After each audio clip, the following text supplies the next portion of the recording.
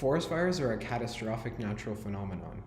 Each year, in Canada alone, there are an average of 8,000 separate forest fires, and altogether, they burn an average of 2.5 million hectares of land. Currently, the methods we have to stop forest fires are fairly primitive. The ways in which we evaluate forest fires are fairly involved, looking at weather to determine how a forest fire will spread. However, the technology being used to fight the fires is nowhere near as advanced as it should be in 2019. Advancements within technological fields have been increasing at an exponential rate, but within firefighting, there is so much potential, but nowhere near this much growth. That's why I decided to try to change this. Along with a partner, I created a forest fire simulation program along with an autonomous data collection robot with the purpose of traversing a forest, collecting data, and sending it back to the simulation in real time to determine how a forest fire would spread in that area if it were to be started. The simulation was written in Python and uses a cellular automation with fixed parameters to model how a forest fire spreads based on factors like wind, tree density, temperature, and more. The robot is autonomous and uses sensors to take periodic readings of the forest environment to better understand the environment.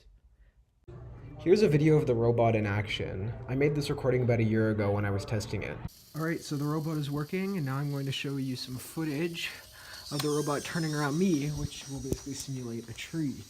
So I'm standing right here. The robot's going to come over. And it's going to turn, go this way a little bit. For larger trees, it needs to cater to a lot of different tree sizes. Just goes around, and then it does another turn, and boom, it's all the way around me, and it's still on its present path. When the data from these simulations is examined on a large scale, our algorithm was able to effectively replicate some of the results arrived at by researchers in the late 1900s who were also experimenting with forest fire simulation on cellular automata grids. Our future goal for this project is to turn this idea into a startup, where we can license our software and sell our data collection robots, which will soon be data collection drones because drones are much more feasible to traverse a forest landscape. And we would sell these to researchers and governments in order to better understand and fight wildfires. If you'd like to learn more about our project, visit our GitHub page, which contains all the code for the simulation algorithm and the robot, as well as our white paper, which explains the project in more depth, and you can find those at these links.